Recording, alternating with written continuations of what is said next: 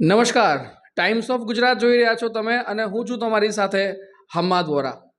આજે ફરી એકવાર શુક્રવાર અને હાજર છીએ આપણા એક અનોખા શો પેટ છૂટી વાતનો એક નવો અંશ લઈને. હિન્દીમાં એક લાઈન છે કે गिरते हैं सहज सवार मैदान जंग में वो तिफल क्या गिरेंगे जो घुटनों के बल चले. આપણે જે પ્રમાણેની લાઈન છે એવી જ કંઈક વાત કરવાની છે. આજે આપણે સ્ટુડિયોના બહાર ફિલ્ડ ઉપર છીએ અને આપણા શો માટે એક એવી પર્સનાલિટીને તમારા સમક્ષ રૂબરૂ કરવા જઈ રહ્યા છે કે જે પર્સનાલિટીને મળી અને તમને એવું લાગશે કે ખરેખર લાઈફમાં જે સંઘર્ષો આવે છે એ સંઘર્ષો રોજબરોજના જે સંઘર્ષો આવે છે એ તો કંઈ જ નથી. જે પ્રમાણેની લાઈફ એમને જીવી છે, જે પ્રમાણેની લાઈફ હાલ એ જીવી રહ્યા છે અને જેવું સ્ટ્રગલ એમનું રહ્યું છે, કદાચ આપણા માટે એ શક્ય નથી. અને જો કદાચ એમના જેવું સ્ટ્રગલ કોઈક બીજી લાઈફમાં આવે તો માણસ નાસીપાસ થાય એમાં કોઈ શંકાને સ્થાન નથી. આજે આપણે ગુજરાતની એક બાહોશ લેડીની વાત કરવાની છે કે જેમનું નામ ભાગ્યલક્ષ્મી રાવળ છે. તેઓ બંને આંખથી દિવ્યાંગ છે.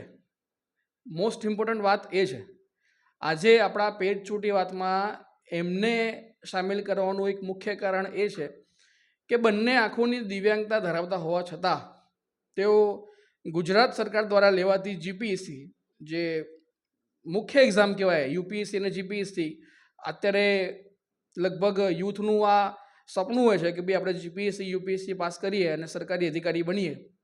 તો આ સૌથી કઠણ ગણાતી ગુજરાત લેવલે જો કોઈ એક્ઝામ હોય તો જીપીએસસી છે. અને એ જીપીએસસીની એક્ઝામ 9 વખત એ લોકો એમ મેન્સ સુધી પહોંચ્યા છે. 9 વખત ઇન્ટરવ્યૂ સુધી પણ પહોંચ્યા છે. આખી એમની જર્ની છે.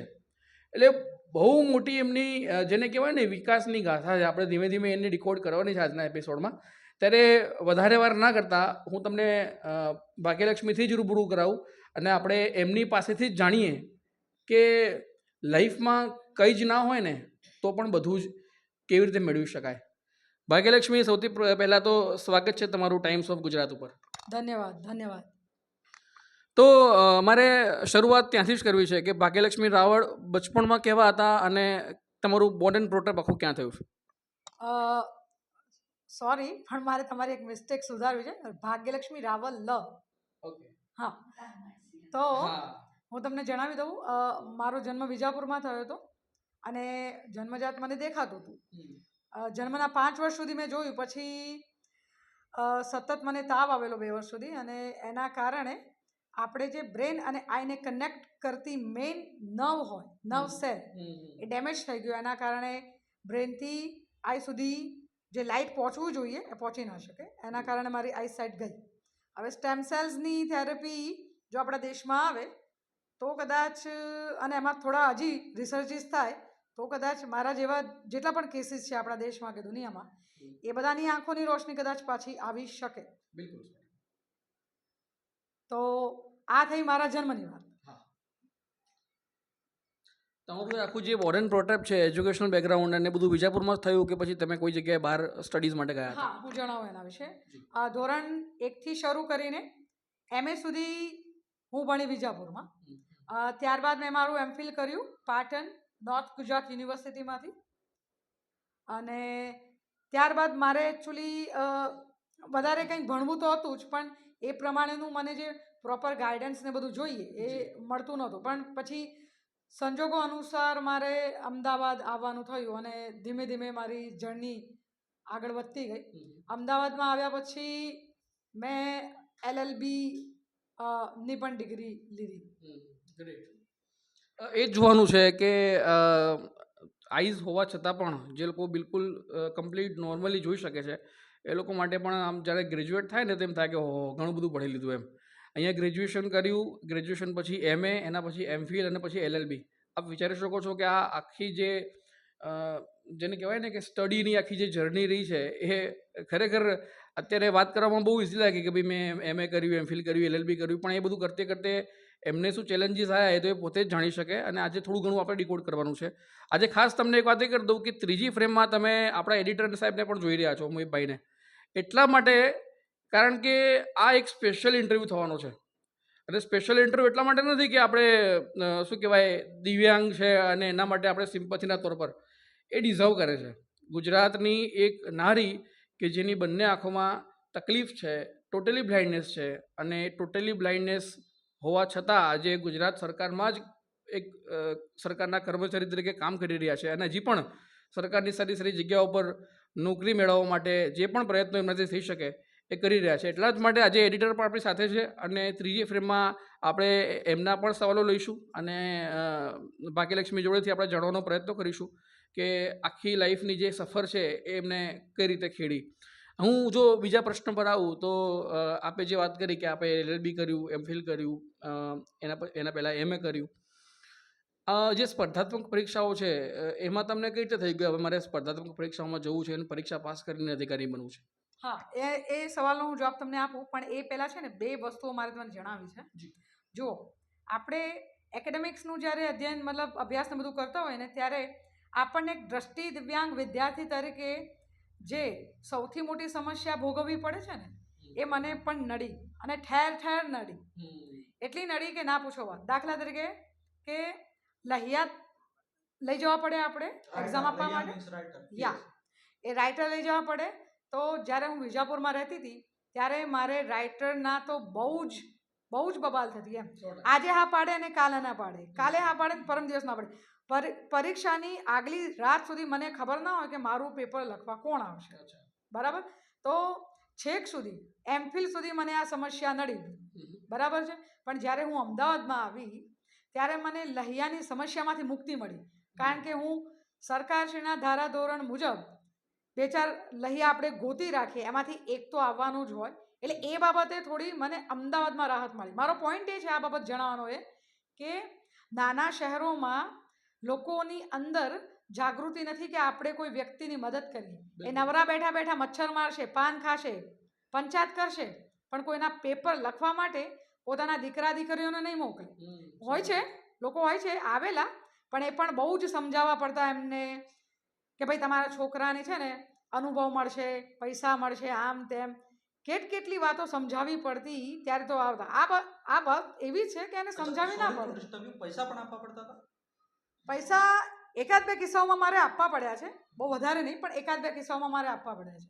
હવે હું તમને એમ કહું કે સાહેબ તમે ઝાડ વાવો ને તો તમને ફળ મળશે, છાંયડો મળશે, ફૂલ મળશે, સરસ મજાના પતંગિયા રંગબેરંગી એના પર આવીને ઉડાઉડ કરશે, પંખીઓનો સુંદર કલરવ તમને સાંભળવા મળશે.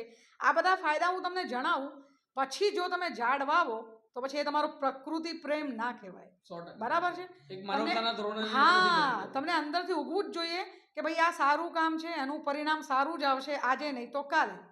એ વિશ્વાસથી જો તમે કામ ના કરો પોતાના ઘરમાં, પરિવારમાં, સમાજમાં કે દુનિયામાં ક્યાંય પણ, તો પછી આપણે માણસ તરીકે ક્યાંક ને ક્યાંક થોડા ઉતરતા છીએ, ઉણા ઉતરતા છીએ એવું ચોક્કસ કહેવું જોઈએ મારે. 100% સાચી વાત છે.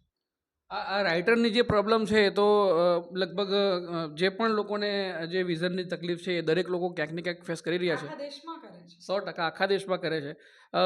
આપણે મૂળ સવાલ ઉપર જ પાછા આવીએ કે તમારું જે સ્પર્ધાત્મક પરીક્ષાઓને લઈને તમને ક્યાંથી રુચિ થઈ કે ભાઈ મારે આ પરીક્ષાઓ પાસ કરવી છે? હા, એમાં મારા પપ્પા પણ સરકારી નોકર હતા. એ રિટાયર થયા એટલે એમને પેન્શન મળવા ને પાત્ર હતા, પણ 1 વર્ષ સુધી એમને પેન્શન ના મળ્યું. એટલે મેં પૂછ્યું કે કેમ નથી મળતું? એટલે પપ્પા મને કહે કે તું જા ને બધું મૂકી દે એમ. એકવાર કંટાળીને મેં કીધું કે શું છે? તો જે અધિકારીની સાઈન જોઈતી હતી એમને કંઈક પૈસાની લેતી દેતી કરવાનો આશય હતો. એટલે મારા પપ્પા એવું કીધું કે ભાઈ હું નહીં આપું. મેં કીધું તમે નિશ્ચિંત રહો. એમના આખો કેસ ને બધું સમજીને અમુક એમના પેપર્સ લઈને હું CM ઓફિસ પહોંચી. ત્યાં મેં મારી મૌખિક રજૂઆત કરી, લેખિત રજૂઆત કરી, અને ત્યાં જ એ જ દિવસે એ પ્રોબ્લેમ એમની સોર્ટ આઉટ થઈ ગઈ. એ વખતે મને થયું જે તે અધિકારીને જોઈને કે એમના એક ફોનથી મારા પપ્પાની અને મારા પપ્પા જેવા અનેક લોકોની આવી સમસ્યાઓ આમ ચપટી વગાડતા સોલ્વ થઈ જાય, તો પછી આપણે પણ આવા અધિકારી બનવું જોઈએ. એ દિવસથી મેં ડિસાઈડ કરેલું કે ભાઈ આપણે આ ફિલ્ડમાં જ જવું છે. 100% બિલકુલ સાચી વાત છે. અને એક આશય હોય કોઈ પણ વસ્તુ પાછળ કે ભાઈ, અને 100% જો તમે અધિકારી હોવ, તમે સિસ્ટમમાં હોવ અને કદાચ જો સિસ્ટમ તમારાથી ચાલતી હોય, તમે એ પોસ્ટ ઉપર હોવ, તો દરેક લોકોનું સપનું હોય કે ભાઈ આપણને પણ એ સ્ટારડમ મળે. અને સવાલ અહીંયા બિલકુલ પૂછી બિલકુલ શકું? 100%. તમે જેમ કહ્યું કે તમારા પપ્પાને કંઈક તકલીફ પડી ને તે વાત તમે જે સરકારી સિસ્ટમ છે એમાં જવાનું વિચારો તો એના પહેલા વિચાર નહોતો? એના પહેલાં હતો પણ એટલો દ્રઢ નહોતો. એટલે ટૂંકમાં એવું થયું કે પ્રોબ્લેમ જોઈ ઘરમાં આવતા અને પછી એવું થયું પગના નીચે રેલો આવ્યો અને ઈચ્છા થઈ કે સરકારી અધિકારી હા, એવું કહી શકો, બિલકુલ કહી શકો. એના પહેલાં એકચ્યુઅલી મારે બનવું હતું લોયર, પણ પછી મને થયું કે નહીં લોયર પાસે આટલી બધી પાવર્સ ના હોય જેટલી એક સરકારી અધિકારી પાસે હોય. સાચી વાત છે. અને એ તરફ તમે ગયા પણ આગળ. મેં તમને જેમ સ્ટાર્ટિંગમાં વાત કરી કે તમે 9 વખત તો જીપીએસસીની મેન્સ આપી ચૂક્યા છો. આપને જો જોવા જઈએ ને, કદાચ જો કોમ્પિટિટિવ એક્ઝામની તૈયારી કરતા હોય તો તમને ખબર હોય કે સરકારી પરીક્ષાઓ છે એમાં ખાસ કરીને જીપીએસસી છે, એ જીપીએસસીની મેન્સ સુધી પહોંચવું કેટલું અઘરું. તમને આટા આવી જાય તો મેન્સ સુધી તો એટલે કહી દઉં કે અમારભાઈ પણ ટ્રાય કર્યો છે, મેં ટ્રાય કર્યો તો 2 મહિના પાસ કર્યા. એટલા માટે શું વારંવાર આ પરીક્ષા પર ભાર મૂકી રહ્યો છું. તો જીપીએસસી જેવી એક્ઝામ અને એની પણ તમે મેન્સ સુધી પહોંચતા હો અને પછી ઇન્ટરવ્યૂ સુધી પહોંચતા હો તો એ બહુ મોટી વાત છે. અને હું તમને ઓન કેમેરા એના માટે કોંગ્રેચ્યુલેટ કરું છું કે તમે આ 9 વખત મેન્સ સુધી પહોંચ્યા છો અને ઇન્ટરવ્યૂ સુધી પહોંચ્યા છો. તમે મારા માટે પ્રાર્થના કરો કે હવે તમે મને એક સરકારી અધિકારી ક્લાસ 1-2 તરીકે મારું ઇન્ટરવ્યુ ડેફિનેટલી એ દિવસ પણ દૂર નથી. તમારો જે પ્રમાણે તમારું ડેડિકેશન છે, જે મહેનત છે, એ દિવસ દૂર નથી કે આપણે તમારી ચેમ્બરમાં જ બેસીને ઇન્ટરવ્યૂ કરતા હોઈશું કે હવે તમે ક્લાસ 1-2 અધિકારી છો, હવે તમે લોકોને શું સંદેશ આપવા માંગશો. એ દિવસ દૂર નથી. 100% આપણે કરીશું. અત્યારે જે સવાલ છે કે તમે તમારું આ વિચાર દો કે પપ્પાનું પેન્શન રોકાયું હતું અને એમના કેસમાં તમને એવું થયું કે યાર હું પણ જીપીએસસી અધિકારી બનું અને સિસ્ટમમાં જાઉં, તો ગોલ જીપીએસસી જ હતો કે યુપીએસસી પરથી કન્વર્ટ થઈને જીપીએસસી પર આવ્યા તમે? નહીં, મારો પ્રાઇમરી ગોલ યુપીએસસી જ હતો. અને તમારી જાણ માટે જણાવી દઉં, 2014માં મેં યુપીએસસીની પીટી પરીક્ષા, પ્રારંભિક પરીક્ષા પાસ કરી હતી. એની મુખ્ય પરીક્ષા લખવા માટે અમારે મુંબઈ જવું પડ્યું હતું. એની પણ એક થોડી સ્ટ્રગલ છે, જણાવી દઉં તમને. 2014 સુધી યુપીએસસીની મુખ્ય પરીક્ષા જો દિવ્યાંગોએ આપવી હોય તો એમના માટે 7 સેન્ટર્સ દેશ આખામાં અલોટ થતા હતા, બરાબર છે. પણ હું મુંબઈ ગઈ એ વખતે મારું સેન્ટર આવેલું વિક્રોલી કોલેજમાં. ત્યાં મેં સુપ્રીમ કોર્ટના એક લોયર જોડે વાત કરી અને એમણે તત્કાલ આ બધી રજૂઆત કરીને, હા, એમાં રાઇટરની પણ એક મોટી સમસ્યા હતી. યુપીએસસી એવું કહેતી હતી કે અમે અમારા રાઇટર આપીએ. એમના રાઇટર બહુ સારા જ હતા. એક હેડ હતા ગુજરાતી ડિપાર્ટમેન્ટના મેમ અને બીજા હતા પ્રોફેસર. બંને ગુજરાતી ના શ્રેષ્ઠતમ પ્રોફેસર હતા. એ લોકો મારા પેપર લખવાના હતા અને એમને 1-2 પેપર લખ્યા પણ ખરા. પણ હું મારો લખ્યો રાઇટર અહીંયાથી લઈને ગઈ હતી. એટલે મેં કહ્યું કે ભાઈ હું મારો રાઇટર લાવી છું તો તમે મને પ્લીઝ અલાઉ કરો. તો એમણે મારું સાંભળ્યું નહીં. પછી મેં મારા લોયર થ્રુ વાત કરી, બધી રજૂઆત કરી. એટલે એમને મને મારો રાઇટર ત્યાં ને ત્યાં ઓન ધ સ્પોટ ચાલુ પરીક્ષામાં અલાઉ કરી દીધો. અને બીજું કે 2015થી દેશ આખામાં દિવ્યાંગો માટે એમના જ રાજ્યના મુખ્ય કેન્દ્ર પર એમને પરીક્ષા આપવા જવાનું કેન્દ્ર મળી જશે એવી જોગવાઈ પણ કરી. ગ્રેટ. આ એક લેન્ડમાર્ક હતું. તમે જે 14માં કર્યું એના પછી આ બીજા જ નેક્સ્ટ યરે આપણે જીપીએસસી અને યુપીએસસીની પોલિસી આવી. યસ. ગ્રેટ. તો યુપીએસસીની એક્ઝામ તમે 2014માં આપ કહી રહ્યા છો કે પીટી પાસ કરી અને મુખ્ય પરીક્ષામાં આવું થયું. મુખ્ય પરીક્ષામાં થયું એવું કે મારે એકચ્યુઅલી જે પ્રમાણે મેં મારા લહિયા અમે લોકોએ માર્ક્સ ધાર્યા હતા એ પ્રમાણેના એટલા જ માર્ક્સ આવ્યા. પણ જે કટ ઓફ હતો અમારો એના કરતાં 29 માર્ક્સ ઓછા હતા. એટલે પછી મારે ઇન્ટરવ્યૂ માટે કોલ ના આવ્યો. ત્યારબાદ મેં યુપીએસસીની પરીક્ષાઓ આપી પણ એના પછી મારી પીટી જ નહીં થઈ. એટલે પછી મેં મારું ફોકસ કર્યું જીપીએસસી પર. અને 2017માં જીપીએસસીની પીટી પરીક્ષા પાસ કરી, મેન્સ પાસ કરી અને ઇન્ટરવ્યૂ સુધી હું પહોંચી. પણ જેના કારણે મારું ફાઇનલી સિલેક્શન ક્લાસ 1-2 તરીકે ના થઈ શક્યું. કઈ રીતે શું પોલિસી હતી? એ પોલિસી તો હાલ મને યાદ નથી શું હતી શું નહીં. પણ એ પછી એ લોકો એક પોલિસી એવી લાવ્યા, એને કહેવાય 10% રૂલ. એમાં એવું હોય કે એસટી ફિમેલને જેટલા માર્ક્સ આવ્યા હોય એના કરતાં 10% ઓછા માર્ક્સ એ દ્રષ્ટિ દિવ્યાંગ ઉમેદવારોનું. Female. Yes, to be very precise, ST female. Okay. તો આ રૂલ પછી આ રૂલ લાગુ 21 પછી, બરાબર. એટલે મારું જે મેં 17માં ઇન્ટરવ્યૂ આપ્યું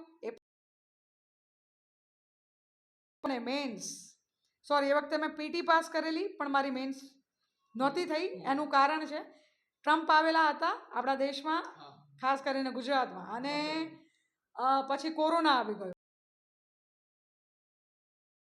એ લોકોનું ટીવાય પતી ગયેલું, એટલે મારે નવેસરથી ઉતાવળમાં રાઇટર્સ ગોતવા પડેલા, અને મારી પ્રોપર પ્રેક્ટિસ એ લોકો સાથે નહોતી થઈ શકી, અને એટલા માટે પછી મને મેન્સમાં મારું અપેક્ષિત પરિણામ નહોતું મળ્યું.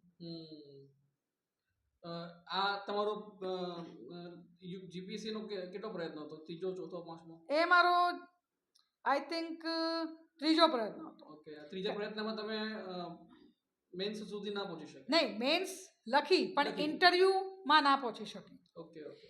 એ ઉપરાંત મેં 2021માં ડીવાયએસઓ લીગલની પીટી પરીક્ષા પાસ કરી, મુખ્ય પરીક્ષા પાસ કરી, એમાં ઇન્ટરવ્યૂ ના હોય, બરાબર. પણ પાસ કર્યા છતાં, સફળ લાયક ઉમેદવાર હોવા છતાં મને મારી પોસ્ટ ના મળી, કારણ કે એ વખતે આ 10% વાળો રૂલ આવ્યો નહોતો, અને કોઈ એવી ફ્રેમવર્ક હતી જ નહીં ગુજરાતમાં કે પૂર્ણ દ્રષ્ટિ દિવ્યાંગ વ્યક્તિ આ રીતે નાયબ કલેક્ટર, તલાટી, પછી મામલતદાર, એવી ઘણી બધી પોસ્ટ ઉપર ઘણા બધા લોકો છે, અને એ લોકો સાથે મારે એ વખતે પણ ને અત્યારે પણ ચર્ચાઓ થતી જ રહેતી હતી. પણ ત્યાં થતું હતું મને મારો અધિકાર નહોતો મળ્યો. 100% સાચી વાત છે. બિલકુલ રસપ્રદ આખી સ્ટોરી છે, અને એક એક શબ્દથી એક પોઝિટિવ એનર્જી અહીંયા મને તો ફીલ થઈ રહી છે, અને હું શ્યોર છું કે આ રૂમમાં જેટલા પણ લોકો અવેલેબલ છે એ તમામ લોકોને પોઝિટિવ વાઇબ્સ આવતી હશે. ઘણા બધા પ્રશ્નો છે મારા મનમાં છે, મોહિતભાઈના મનમાં છે, એટલે આગળના પ્રશ્નો આપણે મોહિતભાઈને જ કહીએ કે તેઓ જ હોય કે જે આપણે ભાગ્યલક્ષ્મી જોડેથી એના જવાબો મેળવવા છે. હું માઇક મોહિતભાઈને જ હેન્ડ ઓવર કરું છું કે આગળના પ્રશ્નો ભાગ્યલક્ષ્મી જોડે આગળ વધારે.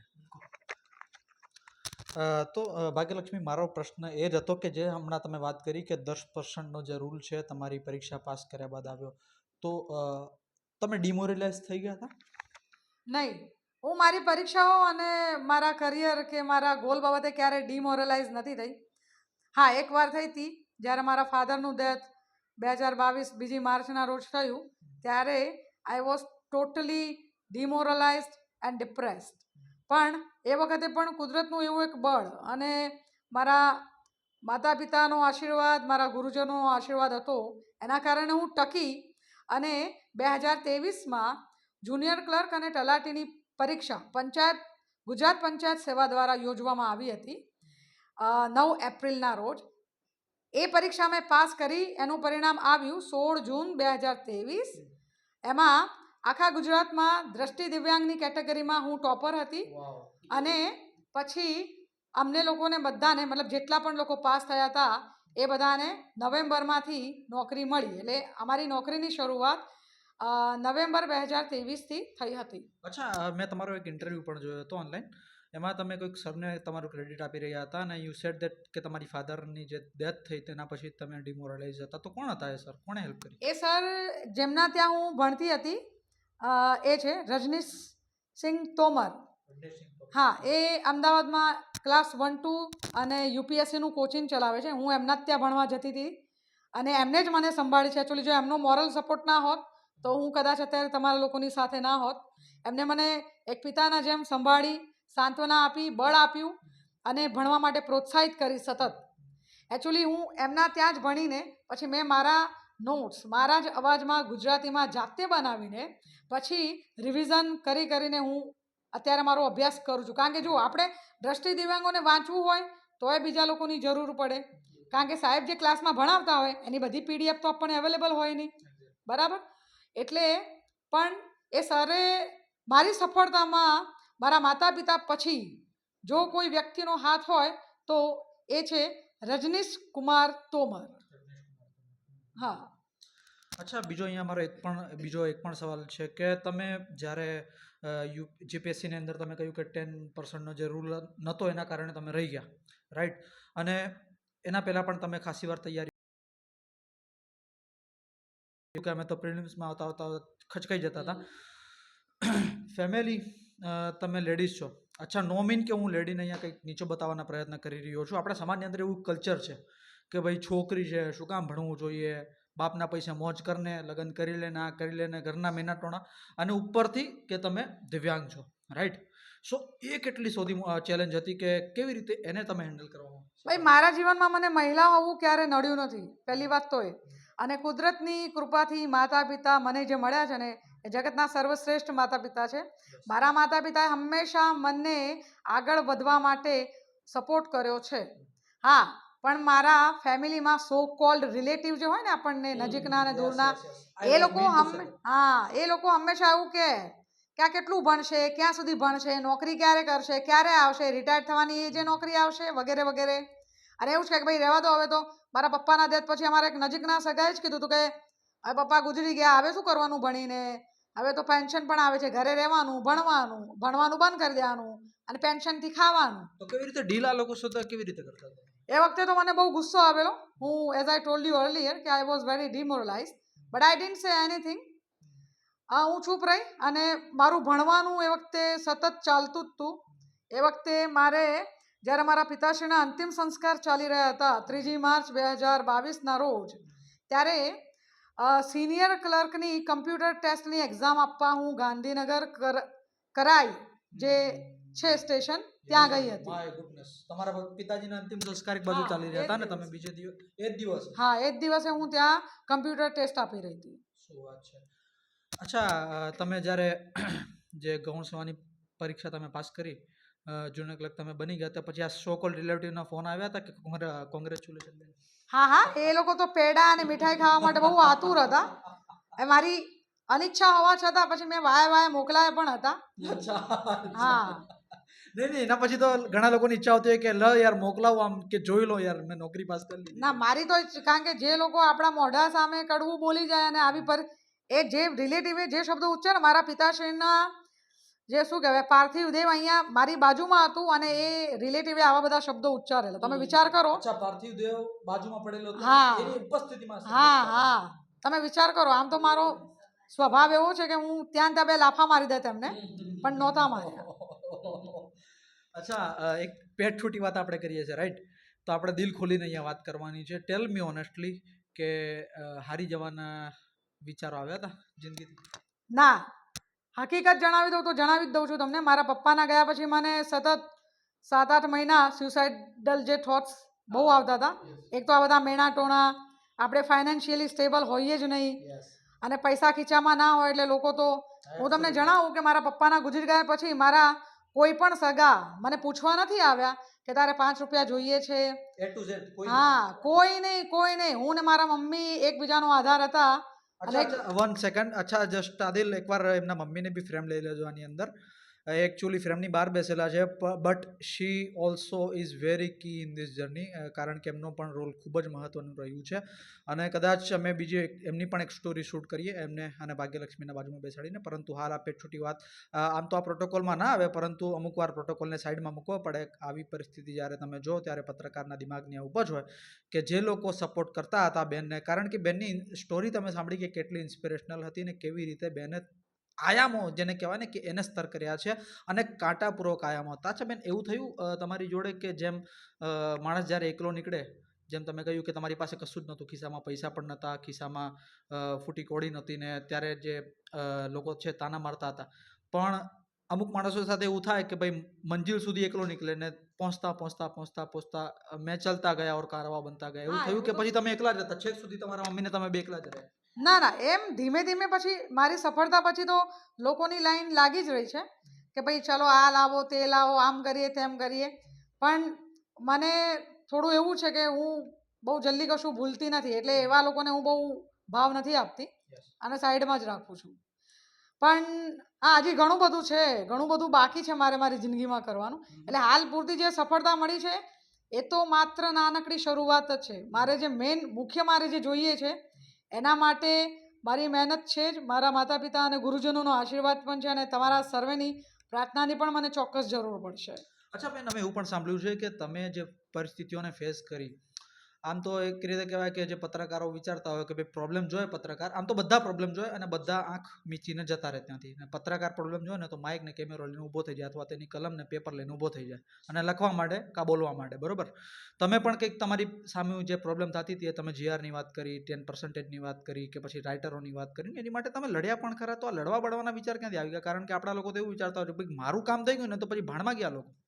નહીં, એવું નથી. મને છે ને પહેલાંથી હું એવું ઈચ્છું કે જે પ્રોબ્લેમ હું ફેસ કરી રહી છું એ તો ખબર નહીં કેટલા લોકો ફેસ કરી રહ્યા છે, બરાબર. તો આપણે એને જડમૂળથી જ સુધારી દઈએ, જેથી કરીને આપણે જે સ્ટ્રગલ આજે કરવી પડી છે એવી બીજા કોઈએ ના કરવી પડે. વ્યવસ્થાને જડમૂળથી જ સુધારો. એટલે મેં ઘણી બધી એપ્લિકેશન્સ, ધક્કા, ઘણું બધું કરેલું.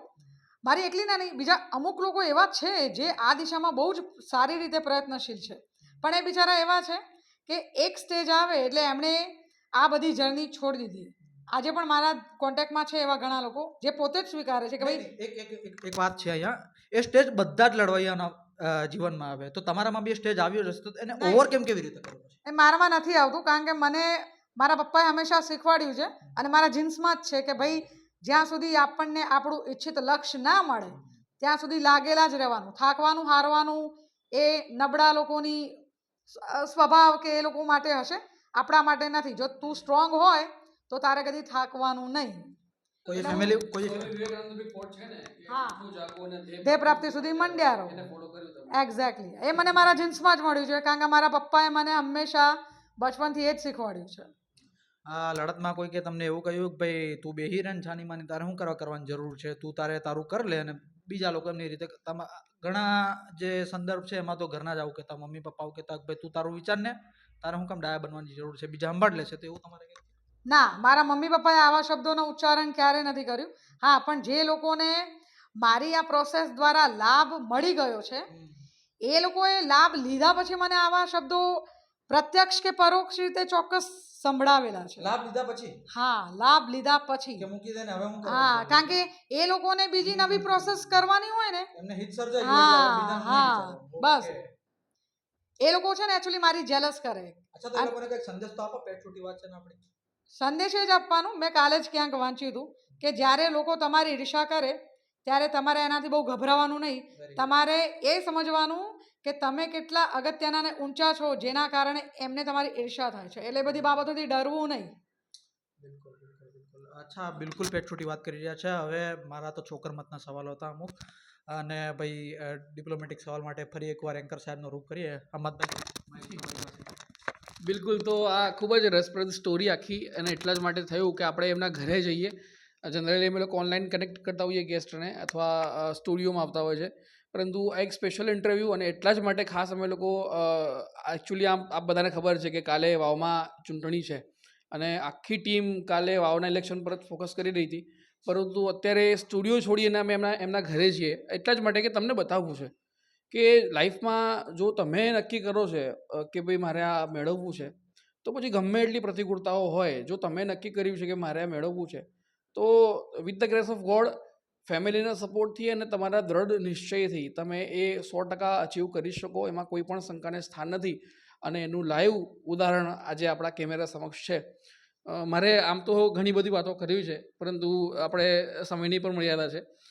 અંતમાં હું તમને એટલું જ ખાલી પૂછવા માગું છું કે 9 વખત મેન્સ આપ્યા પછી, આટલા બધા ઇન્ટરવ્યૂઝ ફેસ કર્યા પછી, તમે હાલ પણ જે જોબ કરી રહ્યા છો એ અને આગળ પણ જે કરવાના છો, ક્યારેક પણ એવું થયું કે સિસ્ટમ તરફથી કોઈ પ્રેશર થયું હોય કે કોઈ અધિકારી તરફથી કોઈ પ્રેશર થયું હોય કે ભાઈ તમે તમારું કરી લો, કે તમને કોઈ એવી કોઈ ઓફર થઈ હોય કે તમે વિચાર્યું હોય કે યાર હવે આ લોકો સામે લડાયું નથી? જનરલી આવું આખા દેશમાં એવું ટ્રેન્ડ સેટ થયેલો છે, એવું નથી કે અત્યારે જ કે ભાઈ સિસ્ટમ સામે લડવું, આપણે નથી કહેતા, કહેવત પણ છે કે ભાઈ સત્તાગણ શાન પણ નકામું છે એમ.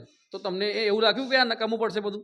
નહીં, મને એવું કશું નથી લાગ્યું. અને મારા સદભાગ્યથી અને એ લોકોના પણ, મતલબ જે લોકો એ બધું કરતા હોય એ લોકોના પણ સદભાગ્ય કે એ લોકો મારા કોન્ટેક્ટમાં આવ્યા નથી ને આવશે નહીં. મને બસ એક જ વસ્તુ સમજાય છે કે આપણે કંઈક એવું કરવાનું છે જેના ફળ દરેકને મળે અને એમને મારા જેટલી સ્ટ્રગલ એટલીસ્ટ ના કરવી પડે. કારણ કે આપણે આપણી રજૂઆત કરવી હોય તો આપણે પોતે સિસ્ટમમાં આવવું જ પડશે, તો જ પછી આપણે આપણા માટે કોઈક સારી પોલિસી બનાવી શકીશું, ઉજ્જવળ ભવિષ્યનું નિર્માણ કરી શકીશું. નહીં તો જો આપણે જ સિસ્ટમમાં નહીં આવીએ તો આપણે આપણા માટે શું પછી સારું કરી શકવાના આગળ. એટલે આ ખાસ તો આ એટીટ્યૂડને જ સેલ્યુટ છે કે આવો એટીટ્યૂડ લઈને પણ લાઈફ જીવી શકાય અને ખૂબ જ સારી રીતે જીવી શકાય. અત્યારે હું તમને કહી રહ્યો છું, બેન ગાંધીનગરના એકદમ સારામાં સારા વિસ્તારમાં રહી રહ્યા છે. અત્યારે આપણે એમના ફ્લેટ પર જ બેસેલા છીએ. એટલે આ બધું થઈ શકે. જો મેં તમને પહેલાં વાત કરી ને કે તમારો ગોલ છે કે નિશ્ચિત હોય કે મારે આ મેળવવું છે, તો તમે 100% કરી શકો. ખૂબ જ સરસ અહીંયાની આખી વાતચીત રહી અને ખૂબ જ સરસ સ્ટોરી રહી, પ્રેરણાથી ભરપૂર સ્ટોરી રહી આખી. પેટ છૂટી વાતમાં લાવતા રહીશું અને તમને બતાવીશું કે પિક્ચર અભી બાકી હે મેરે દોસ્ત. હજી તો કંઈ પણ પૂરું નથી થયું, હજી તો શરૂઆત છે. અને ઘણી બધી પ્રેરણાત્મક સ્ટોરીઓ, ઘણી બધી ઇન્સ્પિરેશનલ સ્ટોરીઓ, ઘણી બધી મોટિવેશનલ સ્ટોરીઝ પણ આપણે ન્યૂઝ ફોર્મેટ છે એટલે એવું નથી કે ભાઈ સિસ્ટમના લો ફોલ્સ બતાવવાના. ના, સમાજમાં ચાલી રહેલી હકારાત્મકતા અને એ પોઝિટિવ એનર્જી બતાવવું એક મીડિયા માધ્યમની જવાબદારી છે અને અમે જવાબદારી સમજીએ છીએ. એટલા જ માટે આજનું આ સ્પેશિયલ ઇન્ટરવ્યૂ અત્યારે અહીંયા આપણે એને વિરામ આપવો પડશે. ફરીથી મળીએ છીએ ટાઈમ્સ ઓફ ગુજરાતના જે એક નવા અંશમાં નવા વિષય